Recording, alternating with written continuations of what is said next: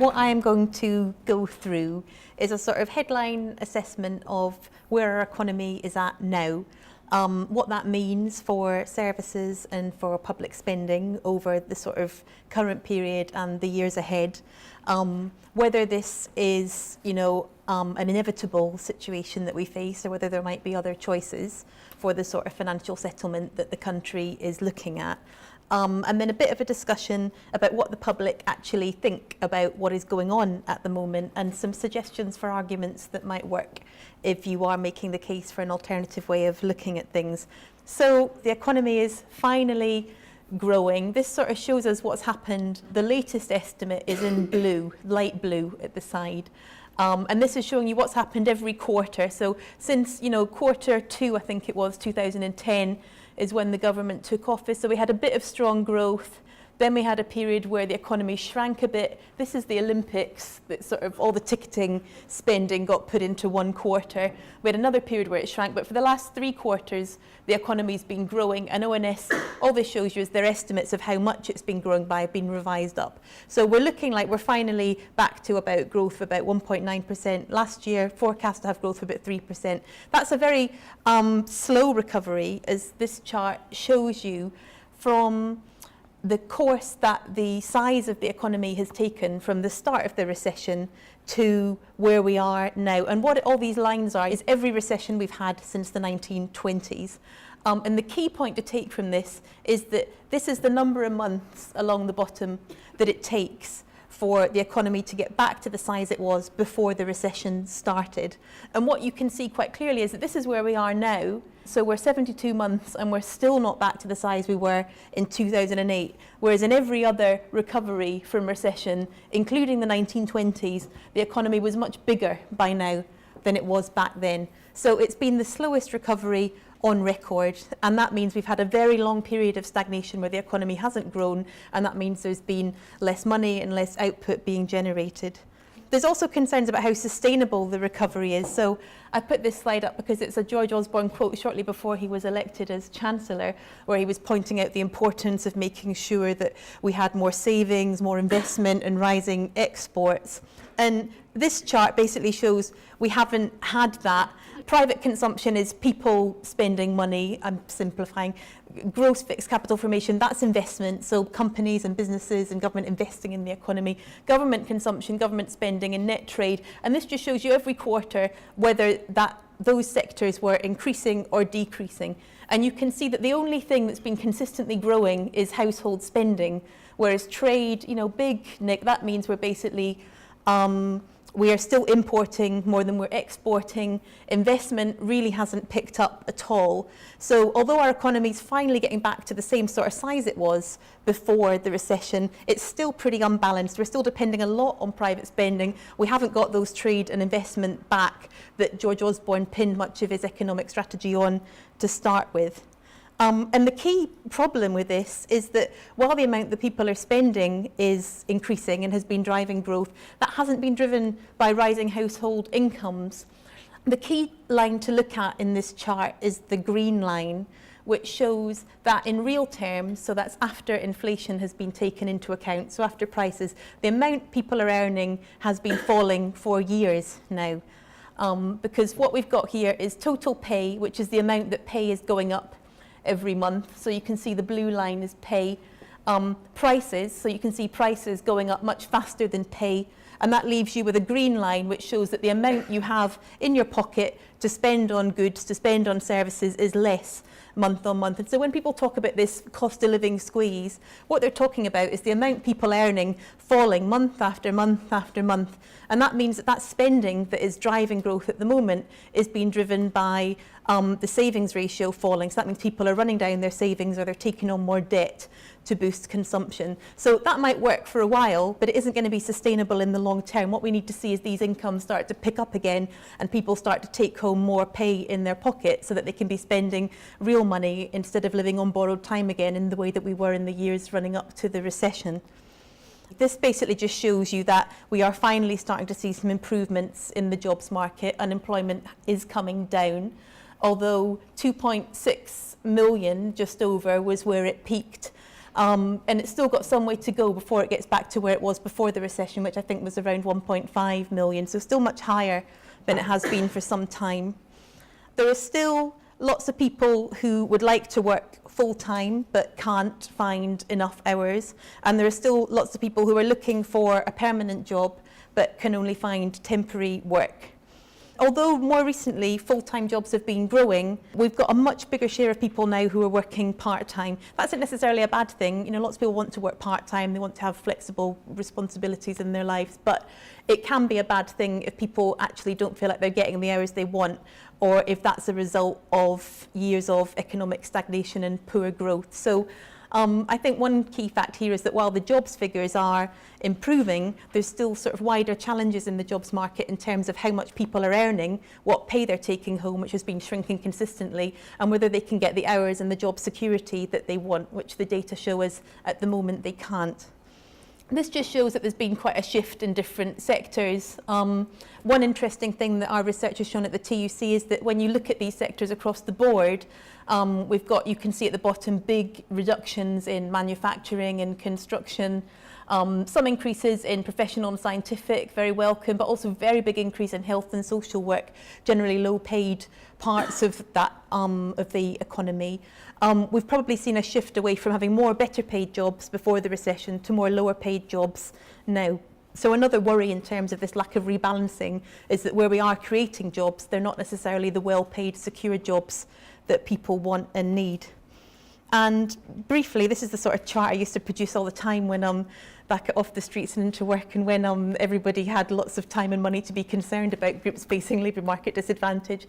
But this shows you, in particular, since 2008 here, people who have low skills, that group there, the green line, people who have no qualifications, that blue line there, and also this rather oddly named YPNFTE, young people not in full-time education.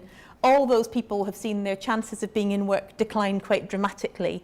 And although we've seen a pickup in the jobs market in general, those groups haven't yet seen their prospects of being in work increase. So the risk is that we're going to have bigger structural problems. Even as the economy starts to grow, some people might be left behind. So what does all this mean for services and for spending? Well, a shrinking economy means that there is less tax revenue being produced, and that people are more likely to be out of work and claiming benefits, so expenditure goes up. And so that means that the amount the country's earning overall falls quite dramatically. And that's what you can see happening on this chart. This basically shows you the state of the government finances from 1998 down to where we are now. And the red line is the one to worry about, because there's been some slightly dodgy accountancy that I can tell people about in more detail if you want to at the end, going on with transferring money from the Bank of England, which is what the blue line is showing you. But essentially the red line shows you how much more are we spending as a country than we are taking in. So how much more is the government taking in revenues than it is spending in expenditure.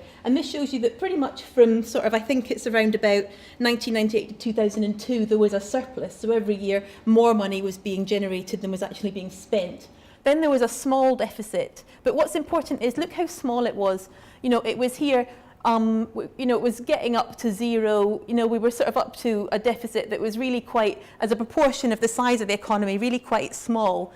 Then what happened? We had an enormous financial crisis. Our output shrank by about 7%, and we had this dramatic decline in the state of the public finances when the amount of revenue that the government was getting in just collapsed. You think about it, more people out of work, less income tax, property market collapses, less property taxes. So that's what drove this big deterioration in the public finances. It wasn't profligate spending before the recession. It's the fact that the economy had a massive contraction, and that just simply meant we were generating less revenue. So we continued to spend the same amount. There's less money coming in. That meant we had a deficit. Then what happened? Well, things started to improve a bit. This is a period when the economy was growing. Then they got worse again. That's that period where the economy didn't grow. And more recently, we've seen a small increase. And what this shows you is that when people talk about austerity being self-defeating, what they mean is that if you cut spending out and you slow growth, that can make your public finances deteriorate, because we had quite sharp spending cuts over this period, but because the economy wasn't growing, tax revenues weren't increasing, spending on benefits and other expenditure was going up, our public finances weren't improving.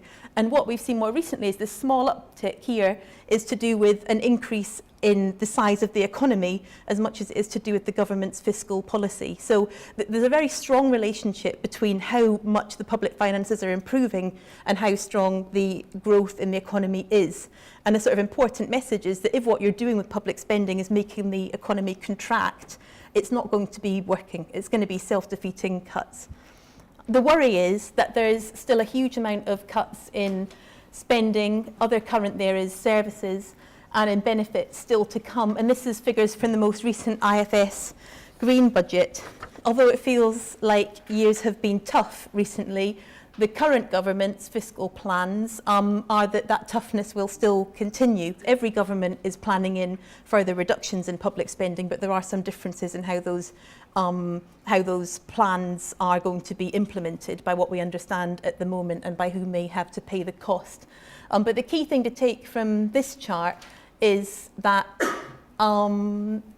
cuts in public service spending to meet the current government's current plans would still be very significant into the next Parliament, as would cuts in benefit expenditure. And by current plans, these are the Office for Budget Responsibility forecasts, so the government's own forecasters, the number of people working in the public sector is set to fall very sharply. I think the OBR forecast that government employment will have fallen by 1.1 million by 2018-19 compared with 2010-11. That's pretty much the largest reduction in public service employment for 50 years. So that's a very big reduction that's forecast. And you can see, I've been a bit cheeky here, this is based to 4 million, so that's not zero at the bottom, don't worry too much, but it shows you the scale of the reduction, pretty consistent up to 2018-19. So although the economy is growing now, the fiscal plans are still pretty tight and we've still got quite a lot of pain to come. So the question, I guess, is there any other choice about this? Are we just stuck with this fiscal mess and there's no way out but to continue with these very dramatic reductions and very big reductions in benefit expenditure? And actually, I think there is much more choice than the government suggests, because we absolutely do need to get the public finances back in order. You could see on that chart, you know, we can't go on every year spending more money than we are earning as a country. It's not possible for a country to continue every year to run a very big deficit, because over time the total amount of debt the country has will build up. So you have to get back towards closer to a surplus over time. But how you do that is dependent on a very large number of unknowns. We first of all need to be making the case for a far more sustainable recovery, because it's with stronger growth and sustained growth, very much larger increases in employment, in full-time employment, in earnings, that you're going to see those tax revenues really bounce back, which is one of the things that will make one of the biggest impacts on what's happening to public spending overall. And we also don't know exactly how much capacity has been lost in the economy. So we don't know how much more we can grow more quickly before we get to the point where we hit what people call capacity constraints, to the point where, you know, individual companies and businesses can't expand anymore very quickly without investing a lot more and increasing their size. So it could be that actually estimates of the amount by which we need to cut spending to get our budget back in order are overly negative about the scope there is for growth to get the public finances back in order. I suppose that's one key point, and we need to be focusing, we think at the TUC therefore, as much on growing the economy as possible and as much on sustainable growth as possible, because that provides the fairest way to get the public finances back in order. But I think it's also important that people remember that there are big choices, and the IFS have pointed this out as well. The governments don't have to get back towards a better balanced budget over the very tight timescale that the Chancellor has set out.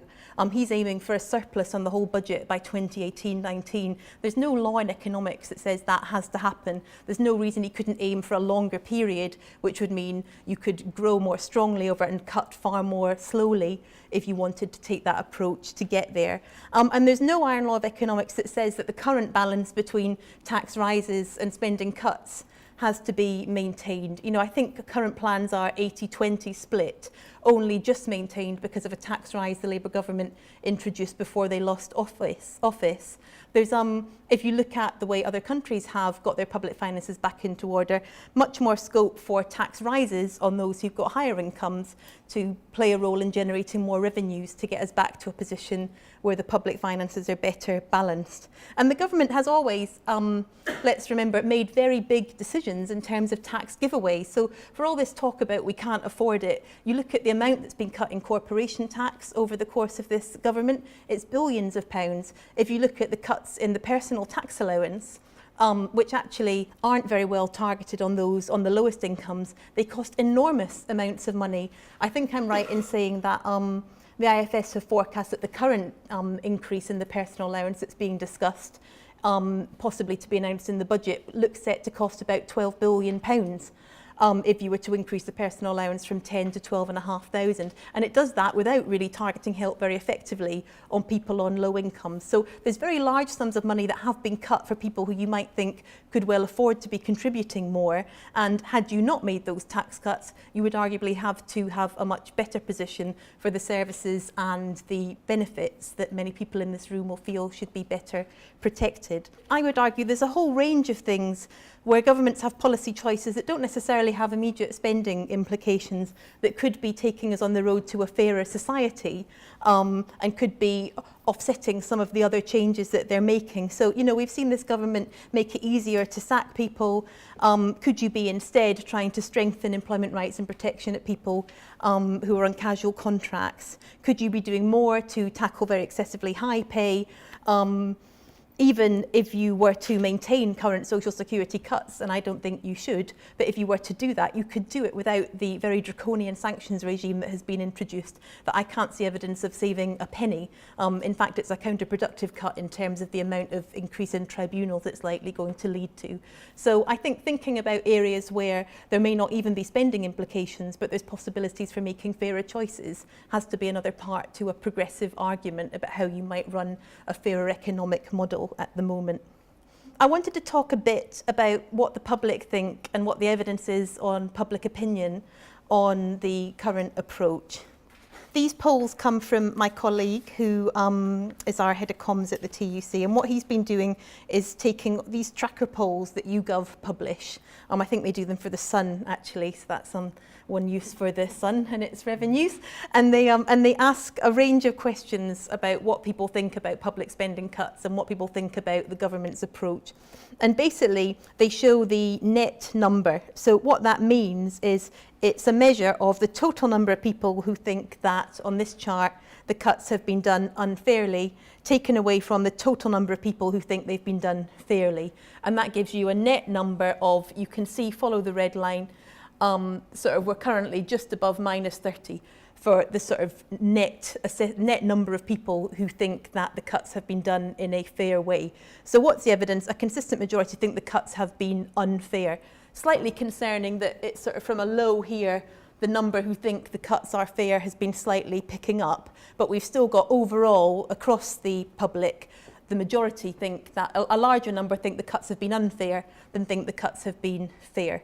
And, you know, we've been wondering a little bit at work about why this number is going up in that direction. And we think it might have something to do with public opinion on benefits, which I'll come on to, and the fact that that's been influencing so much of public debate on spending cuts over the last year particularly.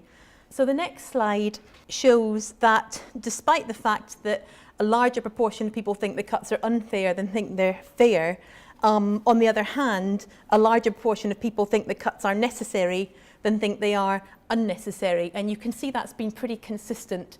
There was this sort of drop here, which I think was probably when we went through that very difficult economic period and people started with arguments about why there might be an alternative to spending cuts were made more strongly. but we've got this sort of consistent net measure showing that, you know, overall more people think that the cuts are needed than think they aren't. And the proportion who think the cuts are too deep has also been falling, and that's led us from a position where back in 2011 overall more people thought that the cuts were too deep than thought they were not deep enough, to a point where slightly more people now think the cuts are not too deep than think they are. It's very marginal, but that number has definitely been improving over time. And similarly, these are sort of tough messages, I think, to hear, though I have got a few more hopeful ones at the end, I hope. The proportion of people who think the cuts are being implemented too fast has been falling. So again, this is a net measure, so it's showing you the total number who think the cuts are too fast, subtracted from the total number who think they aren't. And we started out with a very large proportion of people thinking the cuts were too fast, up to a, you know, overall now slightly more people think the cuts are not too fast than think they are. And finally, this is probably one of the more depressing findings. The majority of people who think that the government's welfare changes are fair, from what they know about them, is very, very high amongst all groups that you look at.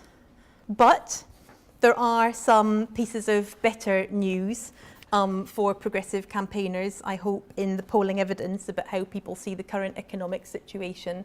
This is a polling question which asked people if they thought, as the economy begins to grow, whether services that have been cut should be restored. And what it shows you is across all groups, apart from Conservative voters, a very large majority of people think that they should. So we don't think there's any evidence, and even amongst Conservative voters, a good 30+% think that services should be restored as the economy starts to grow. So we haven't seen any evidence in our tracking of the polls of strong public support for a permanently reduced state. You know, there's been quite a lot of references that George Osborne has made, that the Prime Minister has sometimes made about their vision of a smaller state, an entrepreneurial society with less public spending, a share of public spending that's about 40% of gross domestic product. Well, actually, this evidence doesn't suggest there's much public support for that vision. And, you know, people are not attracted by an idea of a government that wants to sell them a permanently reduced set of public services and benefits.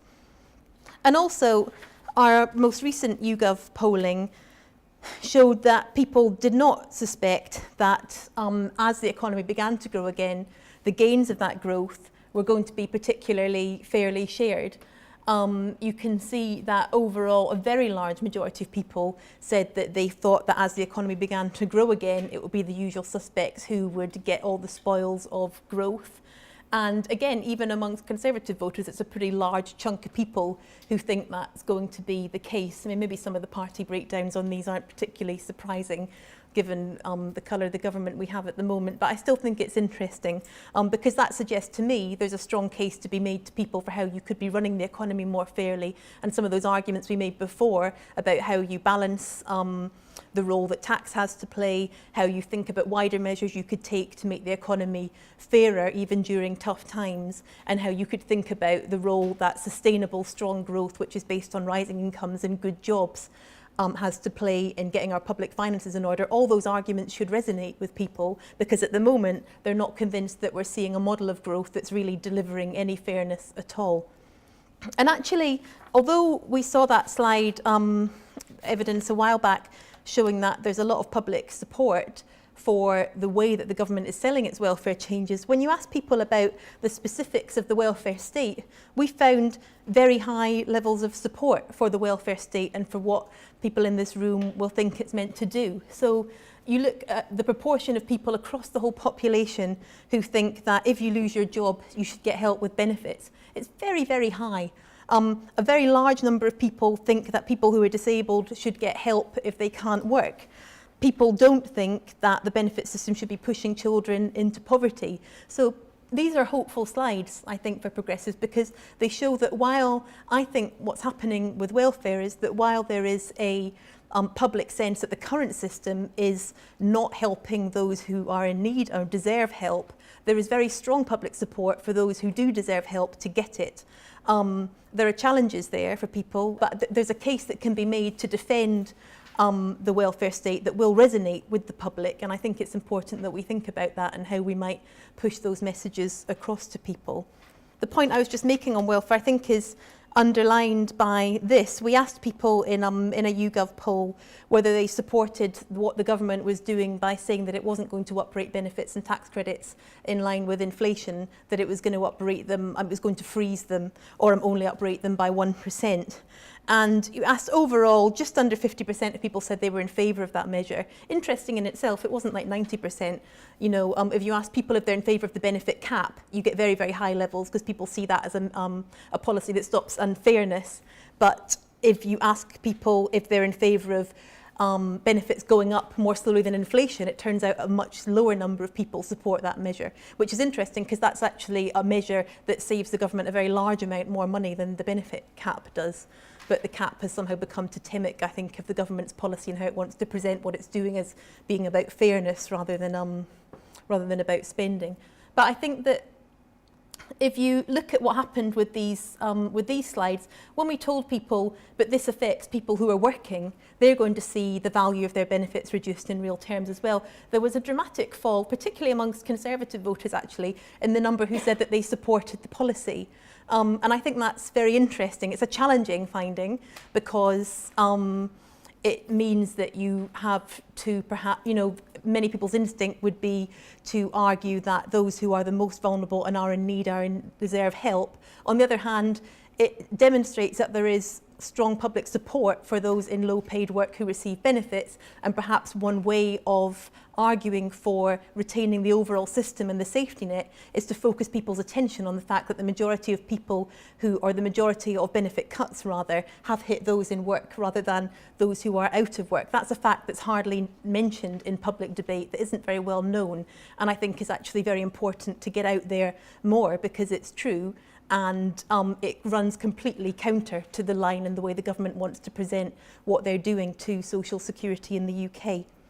This slide just shows how much misinformation there is about benefits and social security, although our evidence doesn't suggest that just telling people that they're wrong and they don't understand the system is a particularly effective way of getting them to change their minds.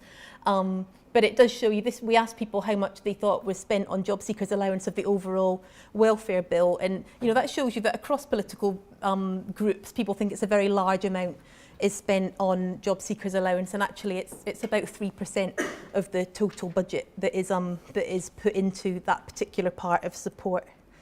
And final sort of graph, you may be glad to hear.